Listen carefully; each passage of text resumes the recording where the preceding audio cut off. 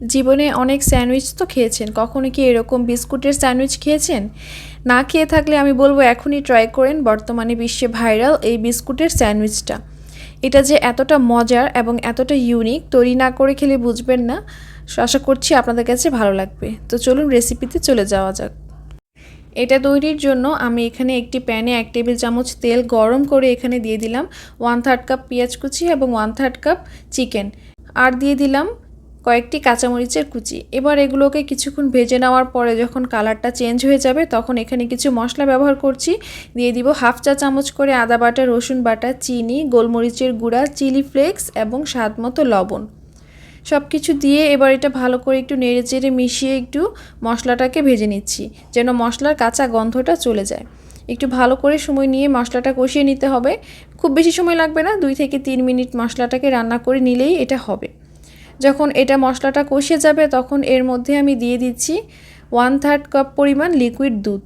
অবশ্যই এখানে দুধটা ব্যবহার করবেন, তাহলে খুব সুন্দর একটা ক্রিমি টেক্সচার চলে আসবে। আমি 1/2 কাপ দুধকে শুকিয়ে ঘন করে 1/3 কাপ করেছি, তবে আপনাদের কাছে লিকুইড দুধ না থাকলে গুঁড়া দুধ গুলিয়েও দিতে পারবেন। এবার এটাকে ভালো করে মিক্স করে নিচ্ছি, মানে এটাকে রান্না করে শুকিয়ে নিব, তাহলে এটা খুব সুন্দর একটা ক্রিমি টেক্সচার চলে আসবে এই পুরটাতে। তো এরকম দুধটা যখন শুকিয়ে যাবে তখন এর মধ্যে দিয়ে দিতে হবে সেদ্ধ করা আলু।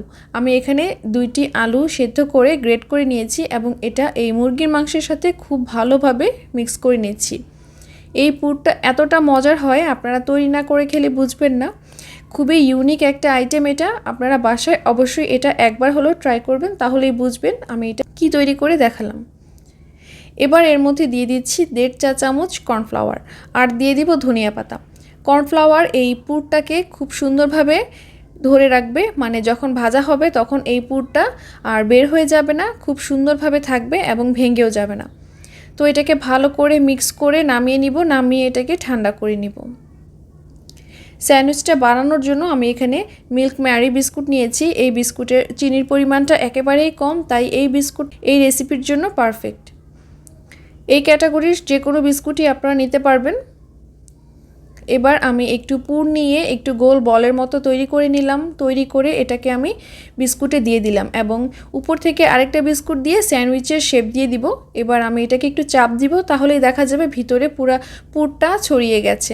ছড়িয়ে যাওয়ার পরে একটু দেখার সৌন্দর্যের জন্য আমি এটাকে 4-5টা সমান করে দিব, তাহলেই দেখা যাবে সুন্দরভাবে তৈরি হয়ে যাবে একটি বিস্কুটের স্যান্ডউইচ। যে জায়গাটুকু গ্যাপ থাকে সেই জায়গায় আর একটু অ্যাড করে দিলেই কিন্তু সুন্দরভাবে তৈরি হয়ে যায়। ভিডিওটা দেখে আপনারা বুঝতে পারছেন আমি কিভাবে তৈরি করেছি। ব্যাস এভাবে সবগুলো তৈরি করে নিলাম। এটা ফ্রোজেন করতে চাইলে ঠিক এইভাবে এটাকে এয়ারটাইট বক্সে ভরে কিংবা জিপলক ব্যাগে ভরে ফ্রোজেন করতে পারবেন এবং ভাজার আগে ডিমে চুবিয়ে ভেজে নিলেই হয়ে যাবে। তো আমি এবার এগুলোকে ভেজে দেখাচ্ছি। এগুলোকে ভাজার জন্য আমি একটি ডিমে লবণ এবং চিলি ফ্লেক্স দিয়ে ভালো মতো ফেটিয়ে নিয়েছি এবং একটি একটি করে স্যান্ডউইচ এই ডিমে চুবিয়ে আমি এগুলোকে তেলে ভেজে নেব।